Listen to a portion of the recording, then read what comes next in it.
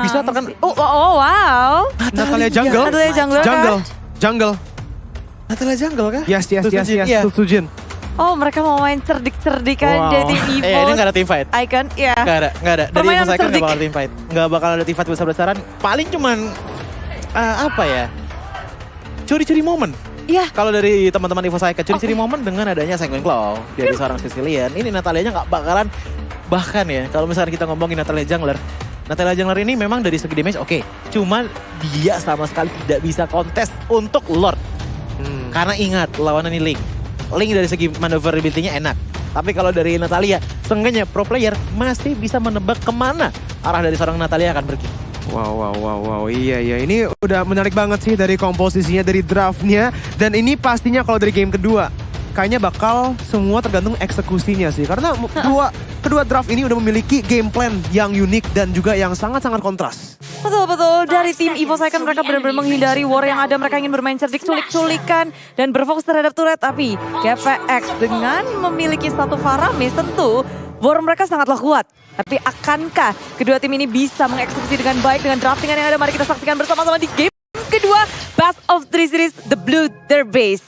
Oke, kita lihat dulu nih di emblemnya ya. Karena Ray dia menggunakan linknya membawa Killing Spree. Dan untuk Sutsujin dengan Natalianya membawa High and Dry. Jadi sama kayak Wise ya yang menggunakan Natalia di MPLPH. Iya, dan kalau udah kita ngomongin high and dry, damage potensi dari pick off-nya dari seorang Sujin ini udah bakal tinggi banget.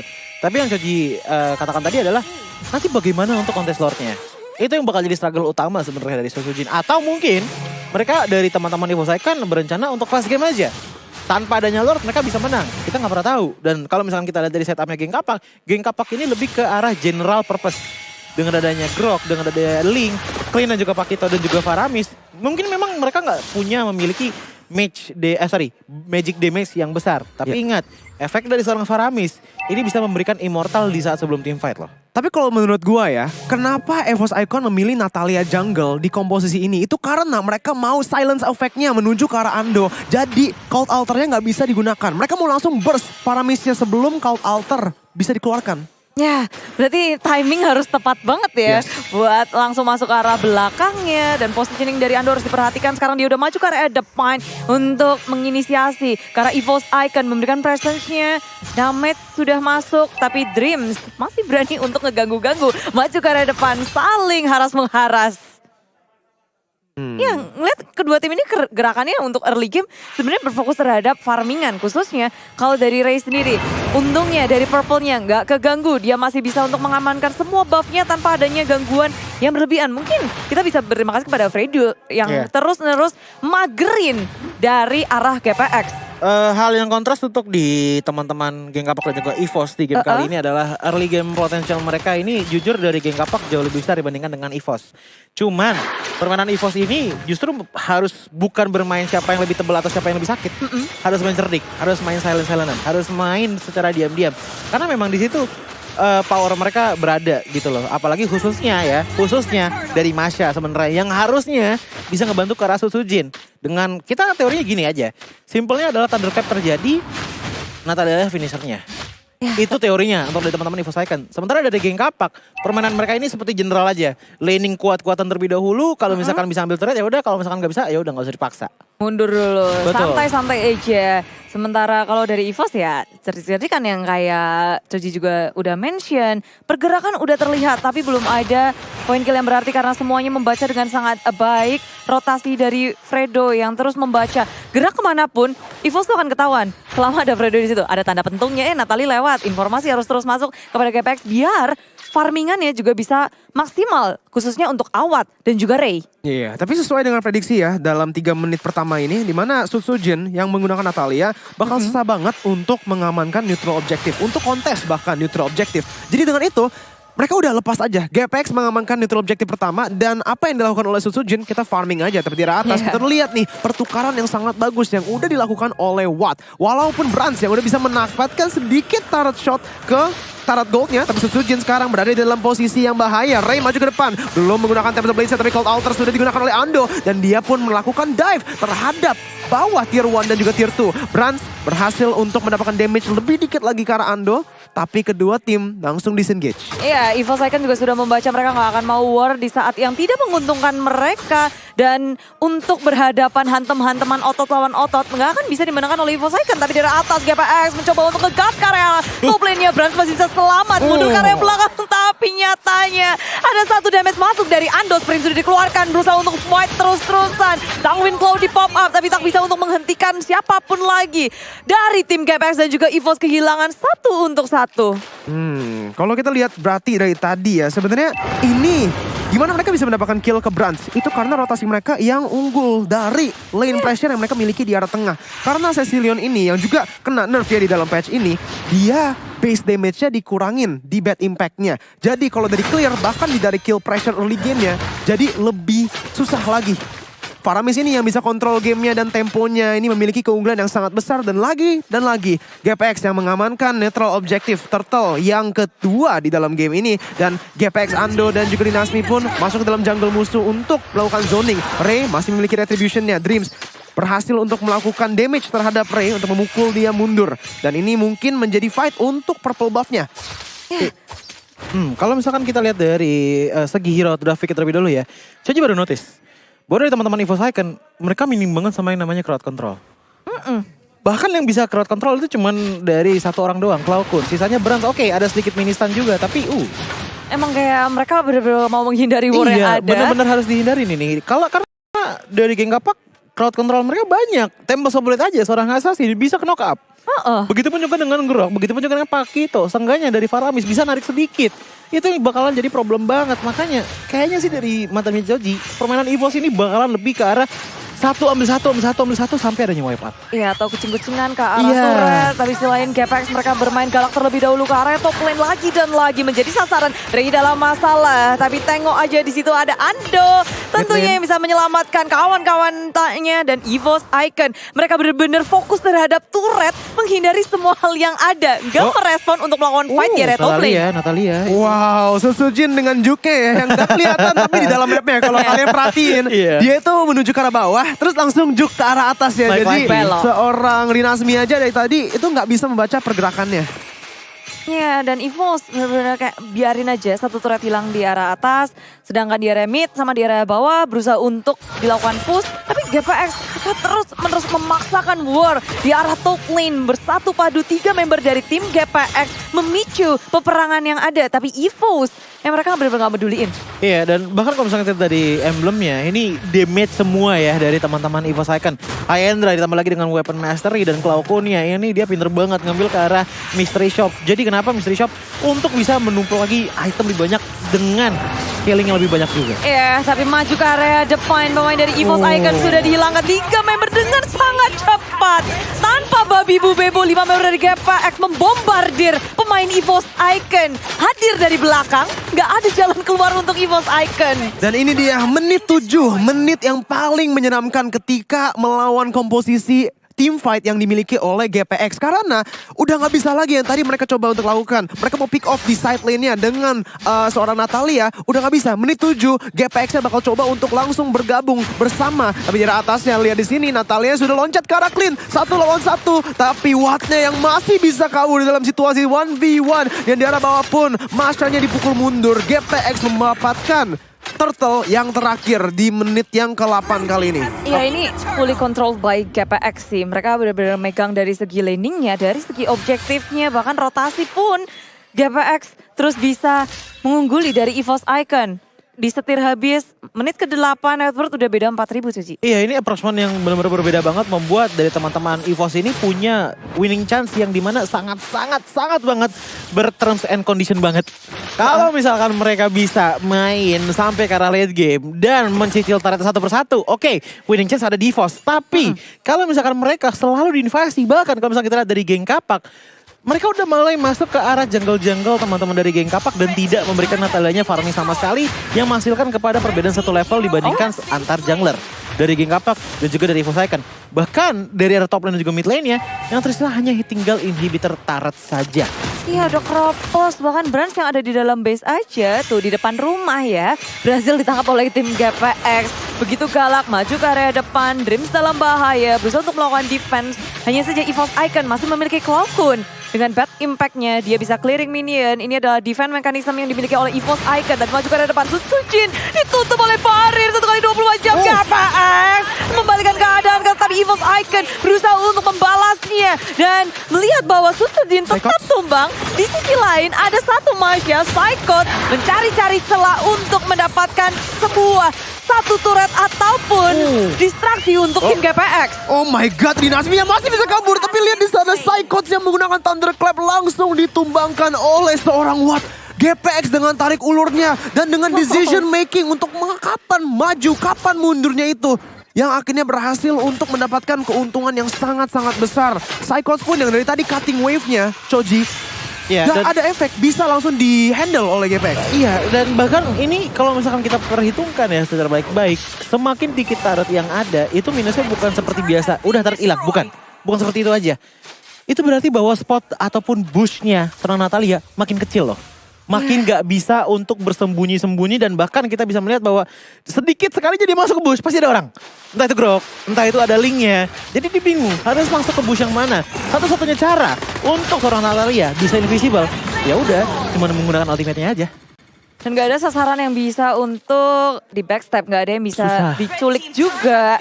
Semuanya punya durability yang sangat tinggi, mungkin awal super seperti tapi dia pun pasti ada pelindungnya. Ini itemnya aja ya baru 2 loh yang jadi. Sakitnya udah sama segitu ya. seorang Natalia dengan ada Blade of Heptasis ditambah lagi dengan Malefic Roar dibandingkan sama seorang Linknya Ray yang menggunakan Windtalker, Endless Battle dan juga dari Berserker Fury. Ini udah gap difference yang sangat-sangat besar banget. Kesenjangan ya. Betul. Memang dari segi itemnya seorang Natalia penetrasi. Mana harus diingat, item defensif juga udah pada ada gitu loh dari teman-teman geng kapak. Ada Steel Leg Plates, ada Dreadnought Armor. Bahkan kalau misalnya kita lihat ke arah seorang Groknya sendiri aja udah ada Letter Jerkin dan juga Athena Shield. Jadi makin susah lagi untuk seorang Natalia melakukan backstep. Iya, jadi kalau kita lihat dari game 1 itu dominan untuk EVOS Icon ya. Tapi di game 2 ini sekarang so far itu dominan untuk GPX. Bahkan Psychots yang di arah belakang coba untuk melakukan split push bersama juga dengan Sutsujin di arah bawah. Mereka masih berhasil loh untuk melakukan cut minion. Jadi ini membeli waktu yang sangat-sangat baik. Dan Choji yang barusan yang tadi di draft udah di-mention, high ground defense dari EVOS Icon itu bagus. Jadi mereka masih bisa melakukan clearnya. Tapi Ando majukan belakangnya menggunakan damage dan juga Cloud Altar untuk ngebawa Claw Kun dan juga Branch Baling. Dreamsnya bakal menjadi target di sini. Tapi turretnya, base turret diamankan. Sanguine Claws karena 2. Lordnya bakal 1000 lagi HP-nya dan bakal langsung ditumbangkan. Dan defense yang dilakukan oleh EVOS Icon kali ini bagus-bagus banget dengan Psychots yang roaming. Tapi di sini Bude, mencoba untuk bermain galak maju ke area depan, berusaha untuk mengejar. Thunderclap sudah di pop up, Fredo Cute menjadi sasaran utama, tapi bukan pilihan yang tepat, terlalu tebal. Dari sisi samping Rinasmi masih bisa bertahan dan GPX berhasil kembali dengan selamat setelah menghancurkan satu base turret milik tim EVOS Icon. Tapi EVOS Icon pun mereka nggak kehilangan siapapun, hanya satu turret di area atas. Iya, dan ini yang harus dilihat ya. Net worth perbedaan di menit 12 udah 10.000. Perbedaan hampir 10.000 perbedaannya. 4.000 sekarang ya berarti ya. Ya, Ray-nya udah level 15, 8.500 lah perbedaannya gitu kan. Dibandingkan dengan EVOS Icon. Apalagi dari yang tadi ya, dari tadi aku perhatikan adalah Watt-nya sih gak kesentuh sama sekali. Walaupun dia adalah seorang marksman, Natalia tuh gak bisa maju sama sekali karena defensifnya itu benar-benar gede banget. Dari frontline dan juga dari backline-nya. Kalau misalkan dari backline ada yang mau coba ambil ke arah clean, Faramis punya Cold Altar. Ya, ini Frodo di area depan sendirian mencoba memancing tapi Dream Series saja tumbang. Fredo sudah hilang tapi awal super sendiri di posisi yang tidak nyaman. EVOS Icon mendapatkan 2 member yang sangat penting bagi tim GPX. Di sisi lain, tim GPX mereka bergerak di sisi yang lain mencoba untuk mencari siapakah yang tertinggal di arah belakang. Tapi GPX nggak menemukan siapapun dan surprise. Sudah tertemu satu tanda pentung yang keluar. Dan pemain dari GPX mulai menyisiri semua arah yang ada. EVOS Icon masih bisa selamat, masih bisa mencari celah, mencari momen untuk mereka munculkan di menit yang ke-13. Ray di dalam bushnya, Sutsujin bakal tertangkap begitu saja tapi masih ada smoke bomb-nya. Coba untuk memutar balikan situasinya, berhasil untuk melakukan damage terhadap Ando. Ando mencoba untuk melakukan damage tapi ini permainan makro dari kedua tim yang luar biasa. Dari EVOS Icon yang menggunakan Psychots sebagai distraction ke arah atas dan mendapatkan 2 kill di arah bawah.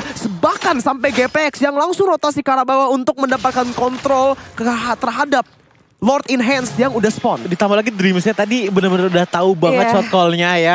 Udah cepetan, geser dikit biar supaya ada ojek penjemputan.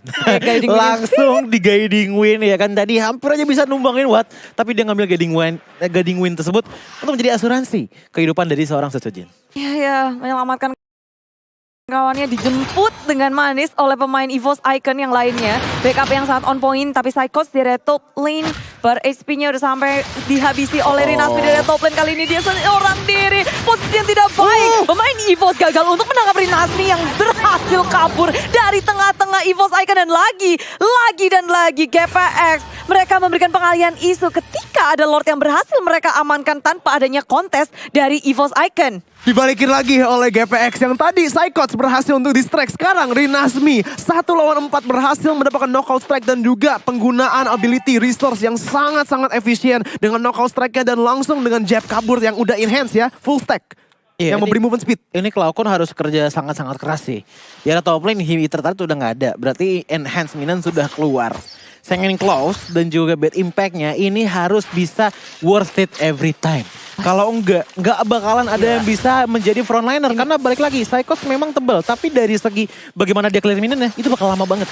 Oke, mari kita lihat di sini di mana Psychots menuju ke arah bawah belakang Ray yang udah tertangkap. Tapi Psychots masih bisa melakukan distraction untuk EVOS Icon di arah atas untuk melakukan clearing dengan Cloudcon yang udah melakukan damage sangat-sangat besar dengan stacknya. Bad impact yang sudah masuk ke menit 15. Ini bakal menjadi defense melawan Siege yang sangat-sangat berat. Tapi lihat poke damage yang kita bahas di dalam draft. Di mana EVOS Icon masih bisa melakukan poking untuk memukul mundur GPX dan defense-nya masih bisa dipegang oleh EVOS. Iya, satu Lord sudah hilang. Pemain dari tim GPX pun gak mau terlalu gegabah untuk langsung jump in ke dalam base milik EVOS Icon. Perhitungannya begitu hati-hati. Tapi GPX ketika hati-hati yang mereka berikan ini tentu membawa angin segar untuk EVOS. Oke, Cloudcon masih bisa damage-nya bertambah terus-menerus. Dan dari segi item pun, EVOS Icon bisa menyamai GPX lama-kelamaan. Ini Divine Glaive udah siap dari seorang Sicilian. Ditambah lagi dengan sepertinya lagi menuju ke arah Immortality. Dan bahkan dari Sutsujinnya sendiri mulai udah ada perkembangan juga dengan dicampurnya adanya Hunter Strike.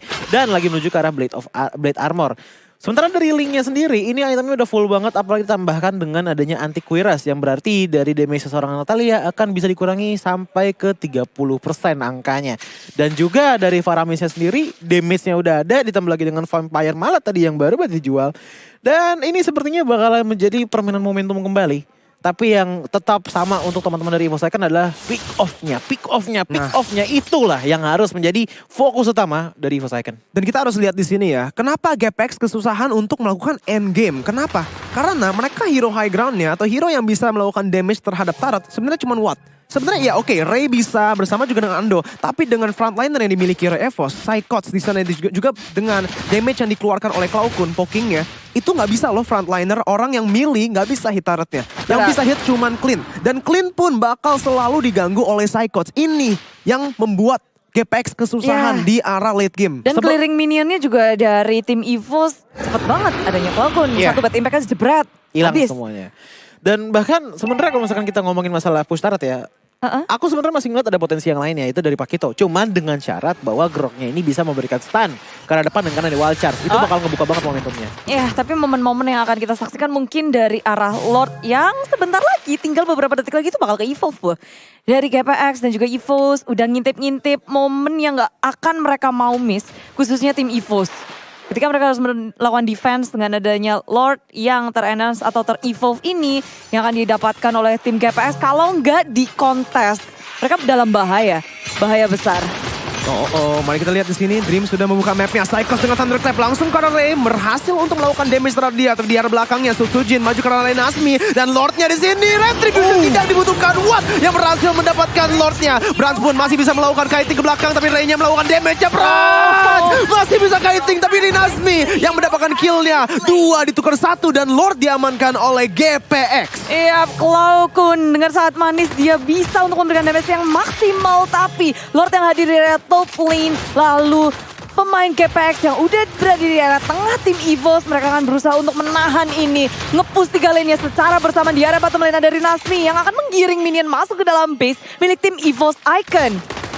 Oh gila sih permainannya ya. Tadi itu udah, walaupun di team fight begitu itu sengit banget. Dan kita harus lihat defense dari EVOS Icon di arah atasnya. Cyclops menggunakan Thunder Tap ke arah belakang. Watt terpaksa untuk mundur dan Cult Outernya sudah disiapkan oleh GPX. Kalkun coba untuk melakukan damage ke arah Lordnya yang sudah dibawa ke arah mid lane turretnya. Dreams masih bisa menarik ulur dan mereka berhasil untuk defend lagi dan lagi. EVOS Icon di menit yang ke-19. Yes, Kalkun masih ada di situ. Tentu kekuatan untuk melawan defense begitu kuat. Apalagi pemain yang tadi tumbang udah revive semua, udah hidup semua. Berusaha untuk melawan defense, hanya saja udah ompong di arah bottom lane pula. Arah atas, arah bawah sudah hilang. EVOS harus lebih bisa memutar otak untuk melakukan defense selanjutnya. Iya, ini sebenarnya dari Geng Kapak bisa melakukan end game. Asalkan dengan satu syarat, dia bawa high ground.